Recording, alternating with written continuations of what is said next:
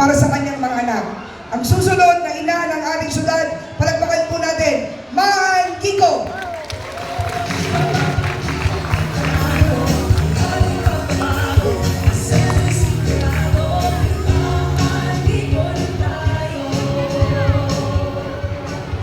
Magandang umaga po sa inyong lahat. So unang-una po sa lahat, next po pasalamatan syempre ang principal po dito na tumutulong po sa mga programa kung saan gusto nating ibahagi ang mga serbisyo na kagaya ng e-consulta para sa mga tao dito sa Dilan, Paunido at Bayawas. Palakpakan po natin Dr. Emma Campilla. Siyempre po, nais ko rin pong pasalamatan yung mga tumulong po sa atin dito upang mag-gather yung information po, maipakalat yung informasyon sa lahat po na may ganitong klaseng programa. Si Ex-Kagawad de la Peña, Ex-Kagawad Mamasi, Ex-Kagawad Amano po, former Secretary Noel Agbanlog, SVP Bayawas and Dilan Paunido officers and members, Leo Espiritu, Erwin Dumagas, and Priscilla Baguio. Palakpakan po natin sila. Nais po natin pasalamatan rin po ang aking napakagwapong asawa, ang Adonis ng buhay ko po, si Governor Monmon Gico III. Dahil pinagbigyan niya po ang aking hiling na ibabara barangay po ang e-consulta sa siyudad ng Urdaneta. So palakpakan po natin siya. Nais ko rin po pasalamatan syempre ang amang namin na si Congressman Monching Gico III na patuloy pong nagbibigay sa inyo ng mga tulong. Kitang-kita niyo naman, lahat po ng assistance ay naibababa na po niya sa buong 5th District. Palakpakan po natin, Congressman Amuan Monching Gico III. At syempre po, ang buong sangguniang panlalawigan, headed by, of course, Vice Governor Mark Lambino. Kasama po niya dito, syempre, ang dalawang magiging board members po natin. Pwede po ba kung maglambing na wag natin silang paghiwalayin? Kasi po, pag serbisyo po na ang dalawang board member na kuha po natin, tiyak po, ang distrito po natin ay mapapangalagaan sa panlalawigan. Walang iba kundi ang napakasipag yung board member, Louis Sison. At ang susunod ninyong board member, Isong Pasco.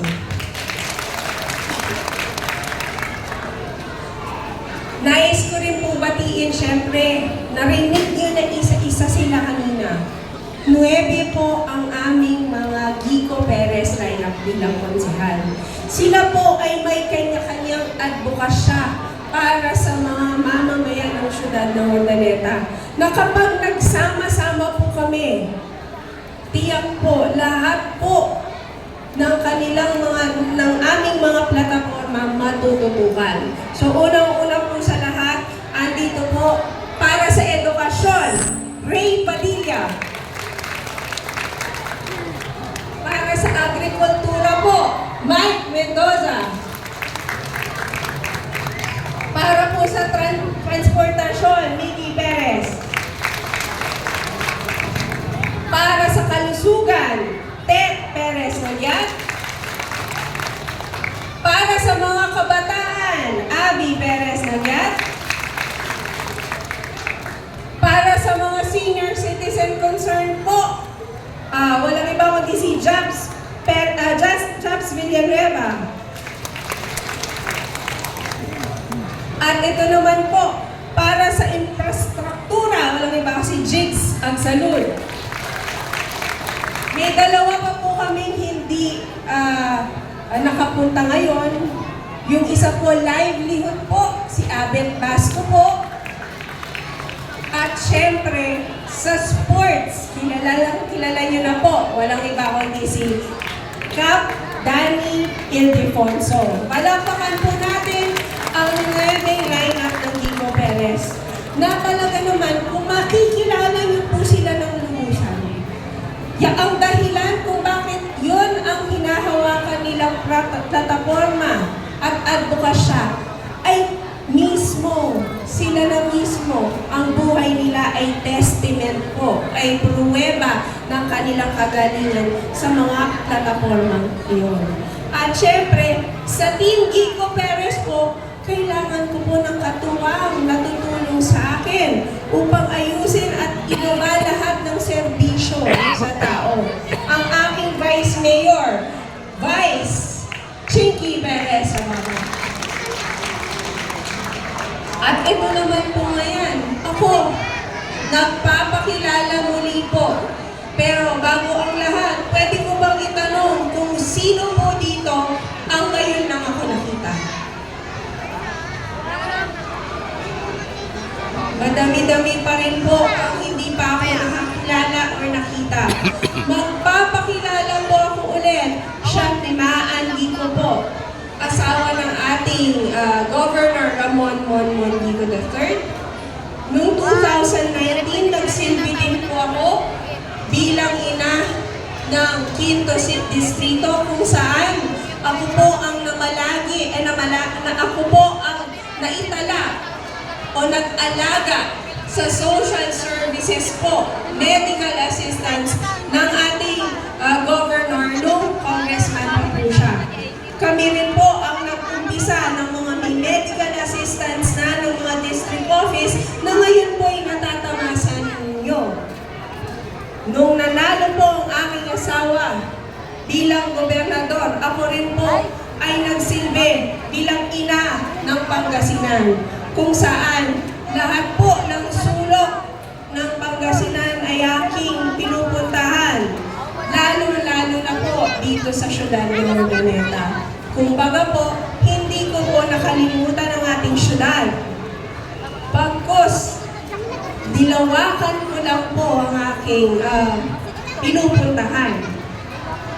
Ako rin po, kami ng asawa ko, ang advokasyon namin nung pagkaupo namin ay healthcare po talaga. Kaya naman po inayos namin ang serbisyo dyan sa emergency. Dati, kapag pumupunta kayo ng emergency, takot po kayong pumunta doon. Bakit? Hindi lang po dahil sa walang pera. Bakit po? Alam po ng matatanda dito yan. Di po ba? Takot tayong pumunta doon kasi ang sinasabi, pag papasok kayo, patay na. Alam po nila yon. Pero ano po ang ginawa ng aking asawa? Binili po natin ang lahat ng mga kinakailangan ng mga machines po sa ating mga provincial hospitals. Actually po, we are making sure po na lahat po ng kailangan ng ating mamamayan ay maibigay. Kaya pagpapasok po kayo sa emergency ngayon, halos po, pag indigent ka, wala nang babayaran. Yan po ang serbisyo ng Gico.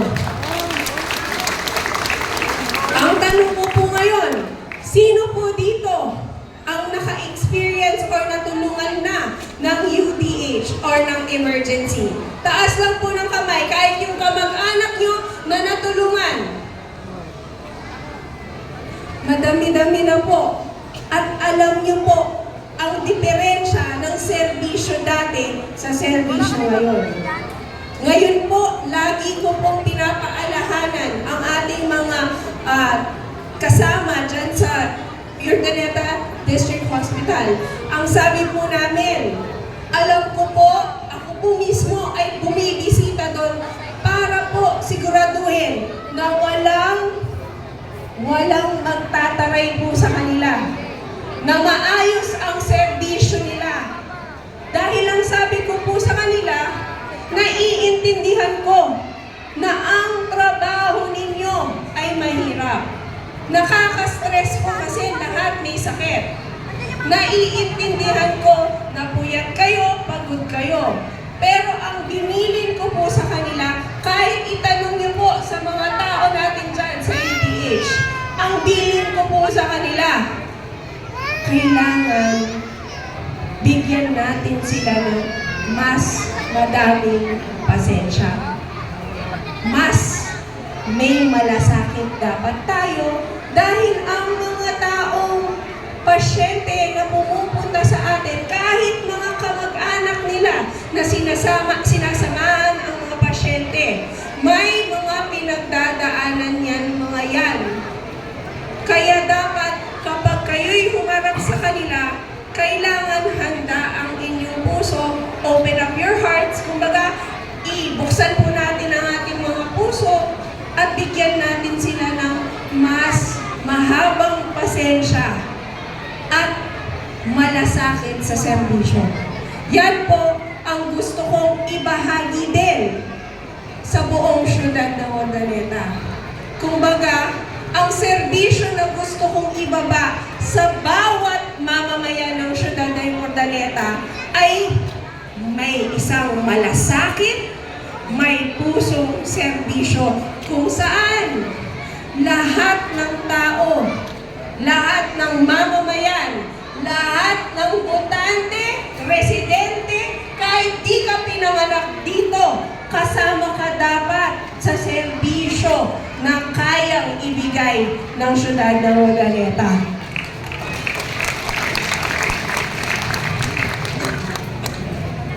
Mga apo, ngayon ako'y nag-a-apply po bilang ina ng syudad ng Urdaneta. Kung makikita niyo po, hindi po talaga ako yung typical na politiko. Pero kung sasabihin po nila sa akin, ang binabato nila, hindi ako taga dito. Hindi po ako pinanganak dito. Oo. Pero matagal na po kami may mga ari-arian dito sa syudad ng Urdaneta. Hindi lang po kami nagpaparehistro. Pero bakit ganon? Nung nagparehistro ako, ang dami na nilang sinabi. Ang dami na nilang paninira na binato sa akin. Mga apo, ayaw ba nila na tumutulong ako sa ating syudad? Dahil yan po ang gusto kong gawin. Gusto kong ibaba lahat ng kayang serbisyo ng syudad ng Urdaneta sa bawat isa kung saan kayo manong, kayo manang, kayo apo, lahat kayo matatamasa nyo ng pantay-pantay ang serbisyo ng syudad ng Urdaneta.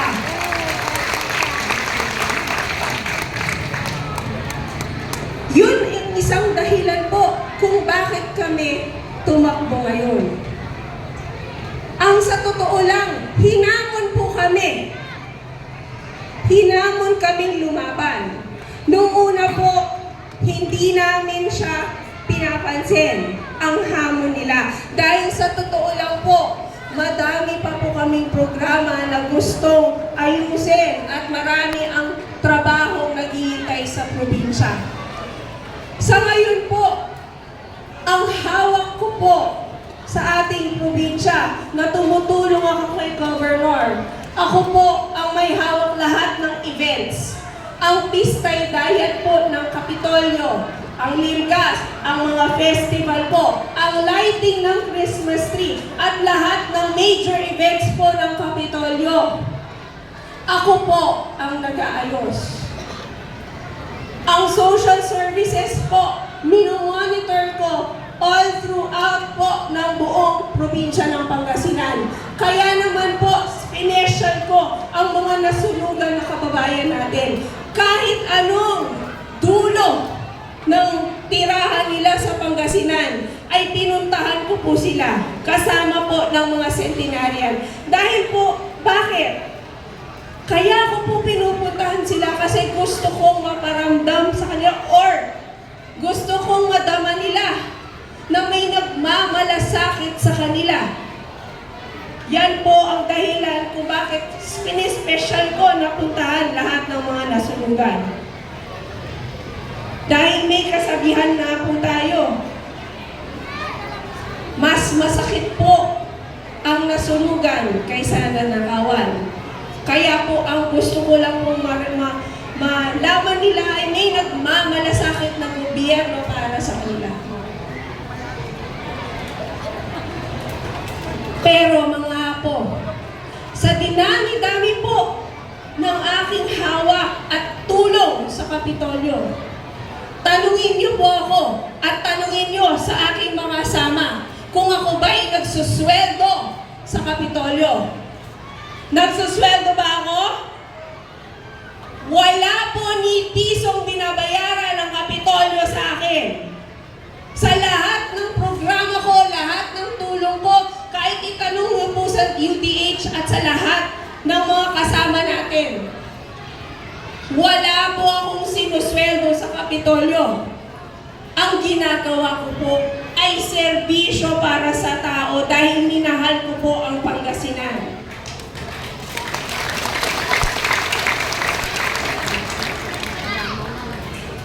Kahit itanong niyo po, example lang po, last fiesta, ang dinala ko pong artista or banda sa Kapitolyo, si Bamboo.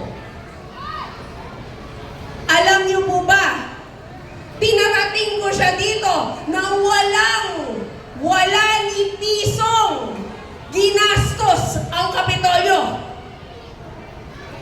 Lahat po ng yun, trinabaho ko, sponsorship and everything po para maibigay ang serbisyo, ang magandang event po sa ating probinsya.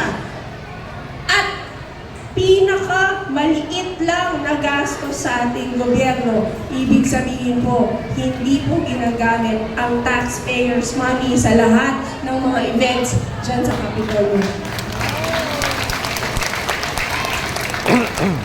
Diyan ko po na pruweba, diyan po ang pruweba natin na kung gusto mo talaga, pwedeng mangyari. Kaya naman po mga apo, yan lang po ang konti sa mga pagpapakilala ko po. Kasi marami po sa inyo ang hindi pa rin po kilala o hindi alam ang nagagawa ko po. Ngunit, mga apo, andito po ako ngayon sa harapan ninyo. Nakikiusap po ako sa inyong lahat ngayon.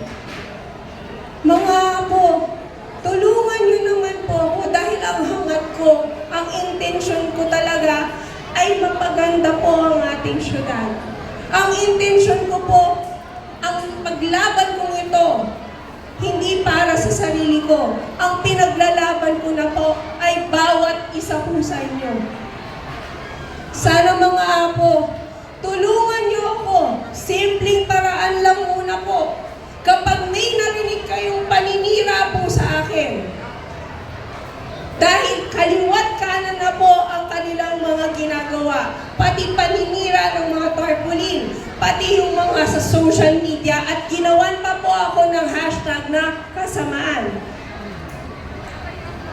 Mga apo, andito ako sa harapan niyo.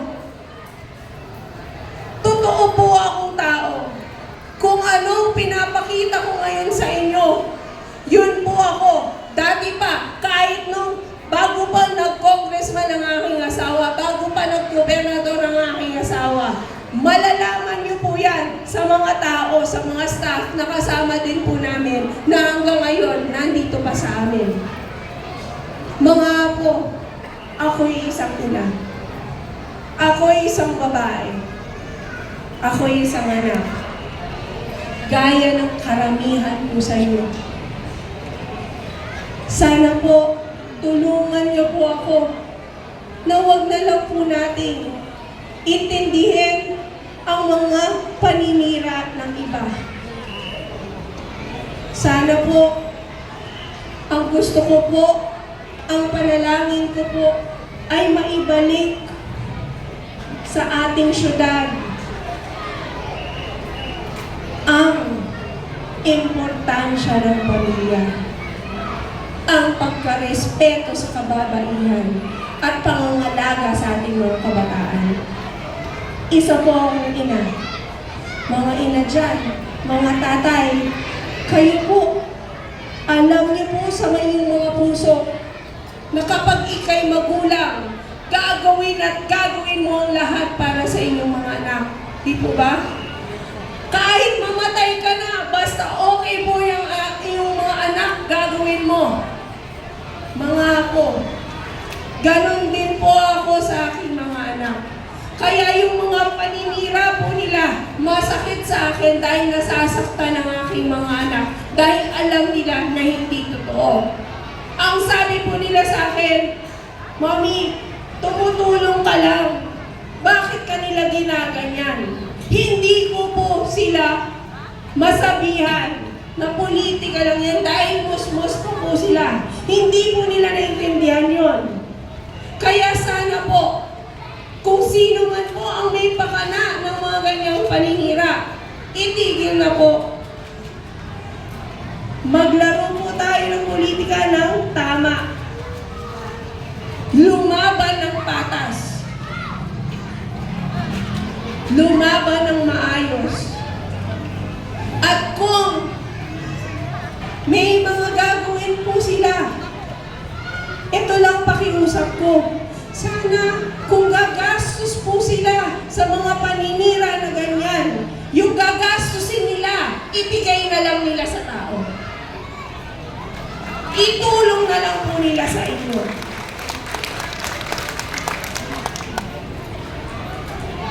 Mga apo, ina ko, gaya ng sinabi ko sa inyo, paglalaban ko ang aking mga anak hanggat kaya ko. Ngayon naman ako'y nag-a-apply po bilang ina ng siyudad ng Urdaneta. Pinag-isipan po namin na maigi to. Dahil pag ako'y nag-commit po o nagsabi po ako ng isang bagay, kailangan po gagawin ko yon. Tinuruan ako ng aking ama ng palabra de honor. Kung ano ang sinasabi ko, gagawin ko. Kaya nung ako'y nagsabi po sa inyo, nagpaalam na mag-a-apply ako bilang ina ng siyudad ng Urdaneta. Buong puso ko pong inaalay ang sarili ko sa bawat isa sa inyo na ipaglalaban ko ang bawat isa sa inyo dito sa siyudad ng Urdaneta. Kaya mga apo, andito ako sa harapan ninyo. Nakikiusap po ako sa inyo. Ako po'y humihingi ng suporta, ng tulong, ng panalangin po ninyo, at higit sa lahat, pagmamahal ninyo. Sana po, itong labang ito, sama-sama po tayo, dahil sa totoo lang po, hindi pansarili ka po ang aking pinalabanan. Ang nilalabanan ko po, ang laban ko, ang lakas ko po, ay kayong lahat.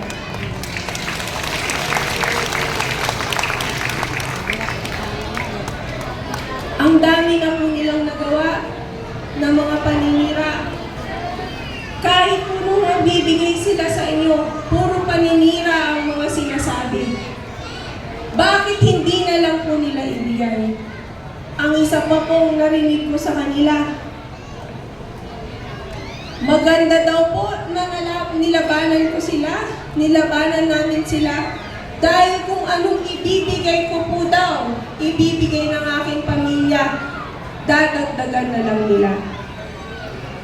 Mga apo, mali yun. Apo, mali yun. Bakit po? Apo, sino bang mayor ninyo? Sino bang nakaupo? Di ba sila? Lahat ng mga pangako nila sa inyo, nagagawin ko ito pag nanalo ako. Nakaupo po sila ngayon. Bakit hindi pa nila gawin? Buksan po natin ang ating isip, ang puso natin, ang mga mata natin. Kapag nakaupo ka, huwag ka nang mangako ng anong gagawin mo. Gawin mo na ngayon, gaya ng aking asawa. Itong di-konsulta po na ito, pwede naman niyang sabihin na gagawin ko ito pagkatapos ng eleksyon, pag nanalo ako. Pero hindi, ngayon pa lang, ginagawa na niya dahil alam niya po na makakatulong ito sa bawat mamamayan ng probinsya ng Pangasinan. Kaya mali po ang sinasabi nila na dadagdagan ko na lang ang ibibigay ko. Dahil alam niyo po,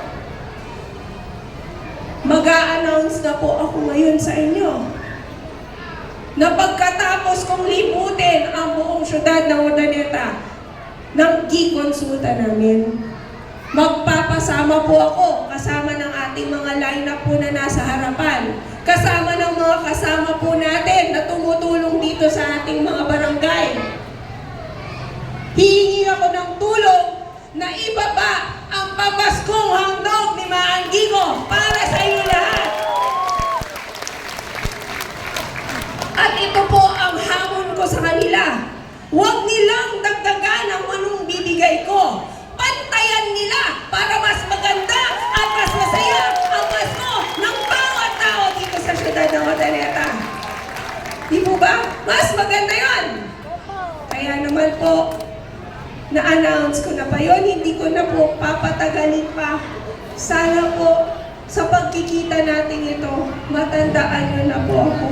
Sana po, sa pagkakausap natin ngayon at pagkakasama natin ngayon, kahit paano, nabigyan niyo na po ako ng konting buwang sa inyong puso para sa pagmamahal.